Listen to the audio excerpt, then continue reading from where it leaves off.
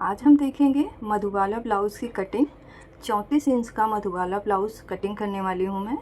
तो सिंपल तरीके से बताने की कोशिश करूँगी मैं।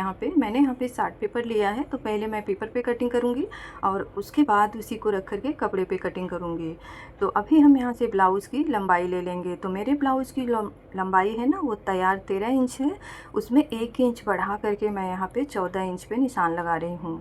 इस तरीके से हम 2 निशान लगा लेंगे। जितना भी आपका लंबाई रहेगा उसमें आपको 1 इंच बढ़ा लेना है।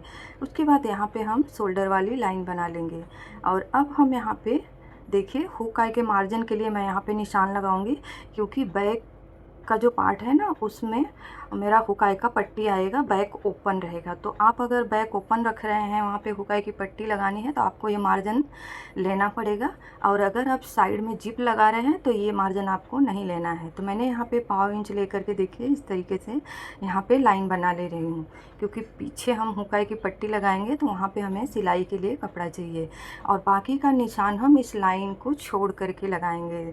तो अब मैं यहाँ पे शोल्डर का निशान लगा रही हूँ। तो हुकाई वाला मार्जिन छोड़ देना है। उसके आगे मैं 5.5 इंच पे देखिए इस तरीके से 2 निशान लगा लिया है मैंने, एक नीचे एक ऊपर। उसके बाद यहाँ पे हम आर्म होल के लिए लाइन बना लेंगे। अब मैं यहाँ पे आर्म होल का निशान लगाऊंगी 6 इंच पे, और उसके बाद यहाँ से हम चेस्ट का निशान लगाएंगे। तो 34 इंच है, उसका चौथा भाग 8.5 इंच हमारा तैयार होगा, और 2 इंच मैं यहाँ पे सिलाई मार्जिन ले रही हूँ। इसके बाद यहाँ पे मैं देखिए इस तरीके से लाइन बना लूँगी चेस्ट वाली। ये हमारी चेस्ट वाली लाइन हो गई। और अब हम यहाँ पे तिरछा 1 इंच पे निशान लगा लेंगे आर्म होल का शेप देने के लिए।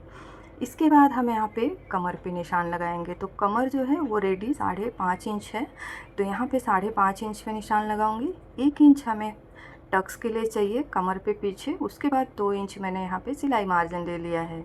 इस तरीके से हम यहाँ पे निशान लगा लेंगे। उसके बाद इस निशान को हम यहाँ पे मिलाते हुए लाइन बना लेंगे। तो देखिए इस तरीके से मैंने यहाँ पे लाइन बना लिया है। अब यहाँ पे मैं आर्म होल का शेप दूँगी।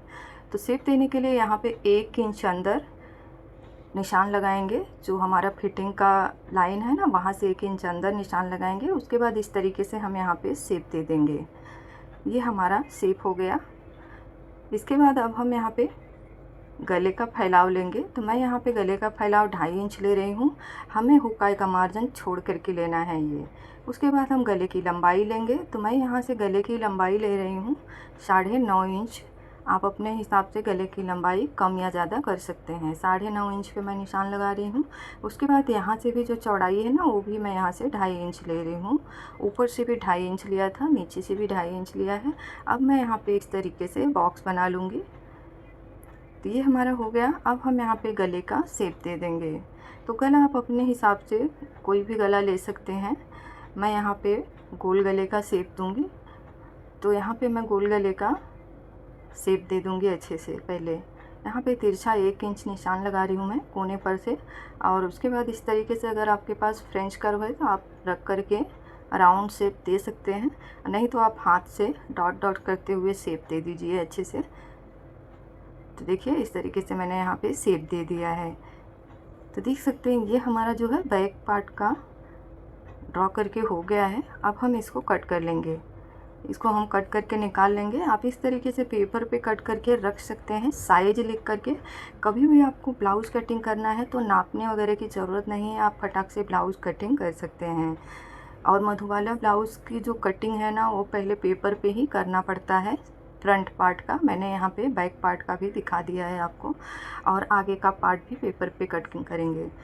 तो ये हमारा बैक पार्ट का कटिंग हो गया है। मैं यहाँ पे साइज जो है लिख करके रख दूँगी। तो देख सकते हैं ये हमारा बैक पार्ट कटिंग हो गया है। अब हम आगे का पार्ट कट करेंगे। अब मैं आगे का पार्ट कटिंग करूँगी। तो मैंने यहाँ पे दूसरा चार्ट पेपर ले लिया है, और इस पे हम ब्लाउज़ की लंबाई लेंगे। 14 इंच मैं यहाँ पे ले रही हूँ, जितना मैंने पीछे वाले पार्ट पे लिया था। 14 इंच पे मैंने 2 निशान लगा लिया है। उसके बाद यहाँ पर भी शोल्डर के लिए लाइन बना लूँगी इस तरीके से। तो लाइन मेरी थोड़ी सी तिरछी हो गई है, इसको मैं सीधा कर लेती हूँ नाप करके। पहले यहाँ से वापस निशान लगा करके मैं इसको सीधा कर लूँगी लाइन को। अब लंबाई मेरी बराबर है। उसके बाद हम शोल्डर का निशान लगाएंगे 5.5 इंच। नीचे भी 5.5 इंच पे एक निशान लगा लेंगे इस तरीके से। उसके बाद हम आर्म होल के लिए यहाँ पे लाइन बना लेंगे। ये हमारे आर्म होल की लाइन हो गई। इसके बाद हम आर्म होल का निशान लगाएंगे 6 इंच पे। उसके बाद यहाँ से हम चेस्ट वाली लाइन बना लेंगे। उसके बाद चेस्ट का चौथा भाग हमें लेना है यहाँ पे 8.5 इंच, 2 इंच सिलाई मार्जिन ले रही हूँ मैं। और अब यहाँ से देखिए आर्म होल का शेप देने के लिए हम यहाँ पे 1/2 इंच अंदर निशान लगाएंगे और उसके बाद स्केल रख करके यहाँ पे हम लाइन बना लेंगे। आगे की साइड में हमें 1/2 इंच पे गहराई देना होता है। अब यहाँ से मार्जिन वाला जो फिटिंग का निशान है ना, वहाँ से 1 इंच अंदर निशान लगाएंगे और उसके बाद हम इस तरीके से फ्रेंच कर्व को रखेंगे और अंदर जो हमने लाइन बनाया है ना, वहाँ पे इस तरीके से हमें शेप दे देना है। जो बैक पार्ट होता है उसे हमें पहले वाली लाइन में शेप देना होता है और आगे वाले पार्ट में हमें अंदर वाली लाइन में शेप देना होता है। गले का फैलाव 2.5 इंच ले रही हूँ मैं, नीचे भी ऊपर भी। गले की लंबाई 6.5 इंच लिया है मैंने, आप अपने हिसाब से कम ज़्यादा कर सकते हैं। और उसके बाद इस तरीके से हम बॉक्स बना लेंगे। तो ये हमारा इधर हो गया। और अब हम टक्स का निशान लगाएंगे। तो टक्स जो है मेरा तैयार 9 इंच है, तो 1 इंच यहाँ पे सिलाई मार्जिन ले रही हूँ मैं और 1/2 इंच एक्स्ट्रा लेकर के यहाँ पे 10.5 इंच पे मैं यहाँ पे निशान लगा रही हूँ। 10.5 इंच पे निशान लगाने का यहाँ पर हम लाइन बना लेंगे। इसके बाद इस लाइन के नीचे 2 इंच पे एक निशान और लगाऊंगी मैं। इस लाइन को मैं सीधा कर लेती हूँ। तो इस निशान से हम 2 इंच नीचे एक और निशान लगाएंगे। उसके बाद वापस हम यहाँ पर भी एक लाइन बना लेंगे। ये हमारा दूसरा वाला लाइन हो गया। अब हम यहाँ से देखिए इस तरीके से 3.5 इंच पे निशान लगाएंगे ऊपर लाइन में और नीचे वाली लाइन में 3.25 इंच पे निशान लगा रही हूँ मैं। और उसके बाद यहाँ पे इस तरीके से थोड़ा सा तिरछा लाइन बना लेंगे। और अब हम यहाँ पे टक्स का फैलाव लेंगे। मैं 1.25 इंच ले रही हूँ और यहाँ से इस तरीके से लाइन बना लूँगी। तो ये हमारा टक्स का फैलाव हो गया। उसके बाद हमने नीचे देखिए यहाँ पे 3.25 इंच लिया है, तो नीचे भी 3.25 इंच लूँगी और टक्स का फैलाव 1.25 इंच लिया है, उतना लेकर के हम यहाँ पे नीचे तक लाइन बना लेंगे। ये हमारा हो गया है। अब हम यहाँ पे देखिए गले का शेप देंगे। तो मैं यहाँ से तिरछा 3 इंच पे निशान लगा रही हूँ और उसके बाद इस तरीके से आप हाथ से भी शेप दे सकते हैं, नहीं तो आपके पास अगर फ्रेंच कर्व है तो आप इस तरीके से रख कर भी आराम से यहाँ पे शेप दे सकते हैं। तो ये हमारा गले का शेप हो जाएगा। ये हमारा हो गया गले का शेप। और अब हम यहाँ पे देखिए इस तरीके से कटोरी का शेप देंगे। तो इसको अच्छे से मैं यहाँ पे रख लूँगी फ्रेंच कर्व को और यहाँ पे अच्छे से शेप दे देंगे। अगर आपके पास फ्रेंच कर्व है तो आपको बहुत काम की चीज़ है, नहीं तो आपको हाथ से यहाँ पे राउंड शेप देना पड़ेगा अच्छे से डॉट डॉट करते हुए। तो अब हम यहाँ पे देखिए दूसरी वाली लाइन से 1 इंच ऊपर निशान लगाएंगे और इस तरीके से देखिए राउंड शेप दे देंगे यहाँ तक। ये हमारा बेल्ट हो जाएगा। इस तरीके से हम यहाँ पे राउंड शेप दे देंगे। तो ये हमारा कटोरी हो गया, आप देख सकते हैं। और अब हम कमर नाप लेंगे। तो कमर हमारा देखिए तैयार 5.5 इंच था, तो ये जो टक्स वाला पार्ट है वो हमें छोड़ देना है।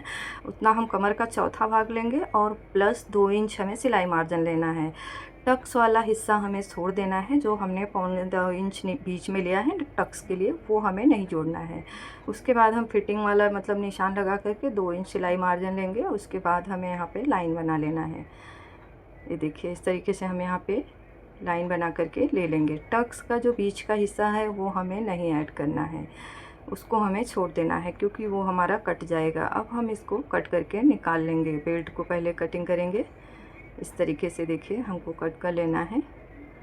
इसके बाद यहाँ से हम कट कर लेंगे। ये जो हमारा टक्स का निशान है, कटोरी हमें कट करके निकाल लेना है इस तरीके से। देखिए यहाँ से इस साइड से भी हम कट कर लेंगे। और अब हम ये वाला पार्ट कट करेंगे। शेप में जो हमने शेप दिया है ना, उसी शेप में हमें अच्छे से कट कर लेना है इसे। यहाँ से भी कट कर लेंगे आर्म होल की साइड से। यहाँ पे जो साइड में एक्स्ट्रा है इसको भी मैं कट करके निकाल दूँगी। तो आप देख सकते हैं हमने कट कर लिया है। ऊपर जो एक्स्ट्रा है पेपर, इसे भी मैंने कट कर दिया है।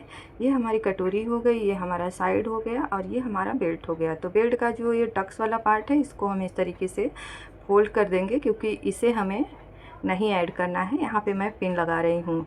अगर हम पेपर को कट करेंगे तो अलग अलग 2 पार्ट में हो जाएगा, इसलिए मैंने यहाँ पे पिन लगा करके ले लिया है। और अब हम अस्तर के कपड़े पे कटिंग करेंगे। तो अस्तर को हम खोल करके ले लेंगे इस तरीके से डबल फोल्ड पे। इसके बाद कपड़े को मैं सीधा कर लूँगी नीचे से लाइन बना करके, क्योंकि कपड़ा कभी भी सीधा नहीं रहता। देख सकते हैं कितना तिरछा है। और अब हम इस पर बैक पार्ट को रखेंगे इस तरीके से और इसको हम कट कर लेंगे। बैक पार्ट हमारा पीछे से ओपन रहेगा, हुक आएगा, तो आप चाहिए तो इसे खुले वाले हिस्से पर भी रख करके कट कर सकते हैं। अब मैं इसको शेप में कट करके निकालूंगी। यहाँ से भी कट करके ले लेना है अच्छे से शेप में। तो हमारा पीछे का कटिंग हो गया, पीछे वाला भाग। अब हम यहाँ पे कटोरी वाला हिस्सा रख देंगे इस तरीके से। देखिए यहाँ पे बंद हिस्से पे हमें इसे रखना है इस तरीके से। और उसके बाद यहाँ से देखिए हमें इस तरीके से शेप देते हुए अच्छे से 1/2 इंच सिलाई मार्जिन लेते हुए हम यहाँ पे निशान लगाएंगे। आगे की साइड में नहीं चाहिए हमें, बंद हिस्सा है, लेकिन साइड में और नीचे यहाँ पे हमें सिलाई मार्जिन चाहिए क्योंकि हम इसको जोड़ेंगे। तो इस तरीके से हम सिलाई मार्जिन लेकर के इसको ड्रॉ कर लेंगे और उसके बाद इसको हम इस तरीके से कट कर लेंगे शेप में। यहाँ से भी कट कर लेना है इस तरीके से, इस साइड से भी कट करके निकाल लूँगी। ये हमारा कटोरी वाला पार्ट हो गया।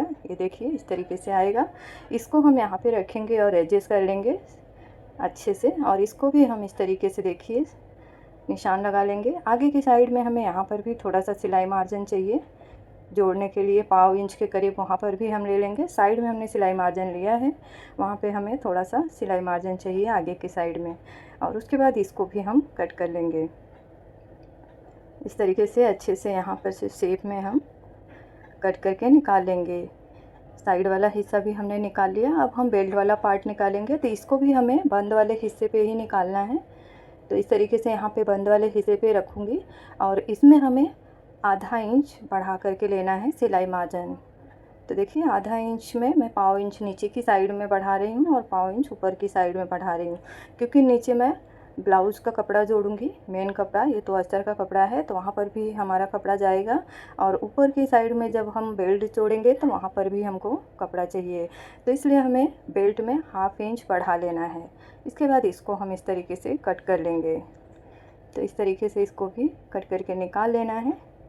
तो बेल्ट भी मैंने देखिए कट कर लिया है, देख सकते हैं। ये हमारा बंद वाले हिस्से पे इस तरीके से कट करके आएगा बेल्ट वाला पार्ट। तो हमने ब्लाउज़ जो है वो पूरा कटिंग कर लिया है। पीछे का पार्ट, आगे का पार्ट भी मैंने कट कर लिया है। और अब स्लीव की कटिंग है तो उसको मैं बाद में कट कर लूँगी और मेन कपड़े पे भी कटिंग कर लूँगी। इसके बाद मैं आपको आगे का जो पार्ट है उसको सिल करके दिखाऊँगी, पीछे का पार्ट नहीं दिखाऊँगी। वीडियो बहुत बड़ा हो जाता है तो वो मैं किसी और वीडियो में बता दूँगी। तो इसको मैंने देखिए कट कर लिया है, इसी को रख करके मेन कपड़े पे कट कर लूँगी और फिर उसके बाद हम सिलाई देखेंगे। तो अब हम इसको कटिंग करके ले लेंगे, फिर आगे का वीडियो देखेंगे। अब मैं इसकी सिलाई करने वाली हूँ। तो यहाँ पे मैं आगे वाला जो हिस्सा है उसकी सिलाई मैं आपको दिखाऊंगी, बाकी के पार्ट की सिलाई नहीं दिखाऊंगी, वीडियो नहीं तो बहुत ही बड़ा हो जाएगा। तो इसके लिए आगे हिस्से का ही सिर्फ सिलाई दिखाने वाली हूँ। तो इसके लिए मैं पहले कटोरी वाला हिस्सा लूँगी और इसको मैं खोल करके ले लूँगी अस्तर वाले कपड़े को। उसके ऊपर ब्लाउज वाला कपड़ा रखूँगी और उसके बाद हम अस्तर वाली साइड से सिलाई लगा करके अस्तर को जोड़ेंगे। यहाँ पर मैंने पिन लगा लिया है और इस तरीके से यहाँ पर हम शेप में सिलाई लगाएंगे। उसके बाद हम यहाँ पे बीच में कट लगा देंगे, साइड में भी हम छोटा छोटा कट लगाएंगे और अस्तर को नीचे की साइड में कर देंगे। उसके बाद हम ऊपर से एक सिलाई लगा लेंगे अच्छे से, देखिए इस तरीके से फिनिशिंग के साथ में। तो जो शेप है ना बहुत ही अच्छे से बैठ जाएगा। और अब हम पलट करके पूरे अस्तर को अटैच कर लेंगे। मेरा कपड़ा थोड़ा सा मोटा है इसलिए मैंने यहाँ पे कैनवास पेपर नहीं लगाया है। अगर आपके ब्लाउज़ का कपड़ा पतला रहेगा तो आपको गले के शेप में कैनवास पेपर लगाना पड़ेगा, नहीं तो जो गला है ना वो अच्छे से नहीं बैठेगा। और इस तरीके से अच्छे से हम अस्तर को अटैच करने के बाद जो यहाँ पे एक्स्ट्रा कपड़ा रहेगा ना वो सब हमें कट करके बराबर कर लेना है। और अब हम जो है यहाँ पे टक्स लगाएंगे। तो इस तरीके से हम टक्स को 1/2 इंच दबाते हुए कपड़ा सिलाई में टक्स लगा करके ले लेंगे। दोनों साइड में हमें इसी तरीके से 1/2 इंच कपड़ा दबाते हुए 2 सिलाई लगा करके टक्स लगा लेना है। इसके बाद मैं यहाँ पे लेस अटैच करूँगी। ऊपर जो गले वाला शेप है ना यहाँ पे अच्छे से शेप में फिनिशिंग के साथ में लेस को अटैच करेंगे। बीच में मैं छोटा सा एक प्लेट लगा रही हूँ ताकि जो शेप है ना वो बहुत ही अच्छे से बैठ जाए। उसके बाद हम दूसरे साइड में जाएंगे इस तरीके से अच्छे से फिनिशिंग के साथ में और वापस घुमा करके लेस के दूसरे साइड में भी एक सिलाई लगा करके हम ले लेंगे। तो लेस मैंने अटैच कर लिया है। अब हम साइड वाला जो हिस्सा है उसमें सिलाई लगाएंगे। तो इसका भी अस्तर वाला कपड़ा जो है वो अलग कर लेंगे हम, उसके ऊपर ब्लाउज वाला कपड़ा रखेंगे और अच्छे से एक बराबर रख करके हम उल्टे साइड से सिलाई लगाएंगे पहले इस साइड में। अच्छे से शेप में हमें सिलाई लगाना है, एक बराबर से रख करके। उसके बाद यहाँ पे हम जो है कट लगा लेंगे छोटा छोटा। इसके बाद हम अस्तर को पलट करके नीचे कर देंगे और सीधा करके ले लेंगे। ऊपर से एक सिलाई लगाएंगे फिनिशिंग के साथ में, ताकि जो शेप है हमारा वो अच्छे से बैठ जाए। जैसे हमने कटोरी में सिलाई लगाया था सेम वैसे ही यहाँ पर भी हमें उल्टे साइड से पहले सिलाई लगाना है। उसके बाद हम पलट करके पूरे अस्तर को अटैच कर लेंगे अच्छे से। यहाँ पे देखिए शेप में घुमाते जाएंगे और सिलाई लगाते जाएंगे। और अब यहाँ पे जो भी एक्स्ट्रा कपड़ा है इसको सारा कट करके बराबर कर लूँगी। सेम इसी तरीके से जो दूसरे साइड वाला हिस्सा है उसको भी सिल करके ले लूँगी मैं। और अब मैं बेल्ट वाला पार्ट अटैच करूँगी। तो इसको देखिए मैंने इसको भी उल्टे साइड से सिलाई लगाना स्टार्ट किया है और इस तरीके से यहाँ तक हम सिलाई लगा करके ले लेंगे। उसके बाद एक्स्ट्रा कपड़ा हमें कट कर देना है और यहाँ पर भी हम छोटा छोटा कट लगा लेंगे। और उसके बाद हम अस्तर को पलट करके इस तरीके से नीचे की साइड में कर देंगे और शेप को हमें अच्छे से निकाल लेना है। नाखून से हम प्रेस कर देंगे। उसके बाद ऊपर से एक सिलाई लगा लेंगे यहाँ पर भी, तो जो शेप है ना वो अच्छे से बैठ जाएगा। तो देख सकते हैं सिलाई मैंने लगा ली है। अब हम पलट करके पूरे अस्तर को अटैच करेंगे। तो यहाँ से सिलाई लगाना स्टार्ट करेंगे और इस तरफ से हम सिलाई लगा करके निकाल लेंगे। उसके बाद यहाँ पर भी जो एक्स्ट्रा कपड़ा है उसे हमें कट करके बराबर कर लेना है। और अब हम जो है कटोरी को इस पार्ट में अटैच करेंगे। तो इस तरीके से अच्छे से रख करके कटोरी को हमें देख लेना है। उसके बाद हम यहाँ पे निशान लगा लेंगे और दोनों साइड में हमें सेम जगह पे निशान लगा करके ले लेना है कटोरी को रख करके। और उसके बाद हम इसमें इस तरीके से रख करके सिलाई लगा करके कटोरी को अटैच कर लेंगे। शेप में हमें यहाँ पे अच्छे से सिलाई लगाना है। सेम इसी तरीके से दूसरे साइड में भी हमें सिलाई लगा करके अटैच कर लेना है। ऊपर नीचे नहीं होना चाहिए, अच्छे से एक बराबर से नाप करके हम फिर इसको अटैच करेंगे। तो देख सकते हैं यहाँ पर भी शेप में मैंने सिलाई लगा ली है। और अब हम बेल्ट वाला जो पार्ट है इसको अटैच करेंगे। तो इसको भी रख करके अच्छे से एक बराबर देख लेना है।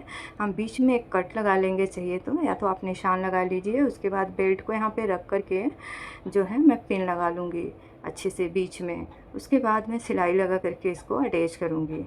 तो देखिए यहाँ से हम सिलाई लगाना स्टार्ट करेंगे। इस तरीके से शेप में अच्छे से घुमाते जाएंगे और सिलाई लगाते जाएंगे। खींचना नहीं है हमें, अच्छे से नॉर्मल तरीके से हम सिलाई लगाएंगे।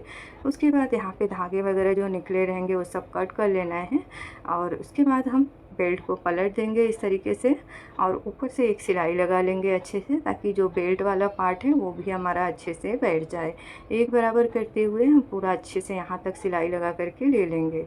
अब हम एक्स्ट्रा बेल्ट जो है वो कट कर देंगे और उसके बाद कमर पे पट्टी लगाएंगे। तो मैंने यहाँ पे 2 इंच चौड़ी अस्तर के कपड़े की पट्टी ली है, उसको हम सीधी सिलाई लगा करके इस तरीके से अटैच कर लेंगे।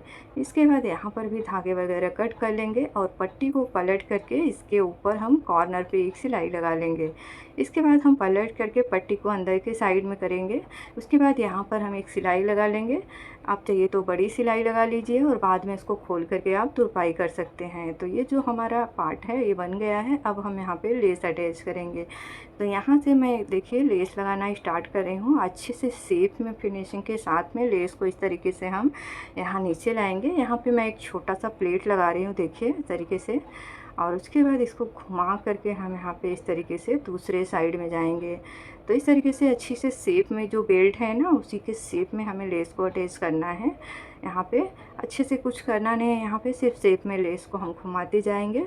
और इसी तरीके से दूसरे साइड में भी मैं यहाँ पे प्लेट लगा रही हूँ। जैसे उस तरफ लगाया है सेम वैसे ही इस तरफ भी मैं लगा रही हूँ। उसके बाद सेम हम इस तरीके से सिलाई लगाते हुए ऊपर की साइड में जाएंगे। इसके बाद यहाँ तक हम लेस को अटैच कर लेंगे। एक्स्ट्रा लेस हमें कट कर देना है।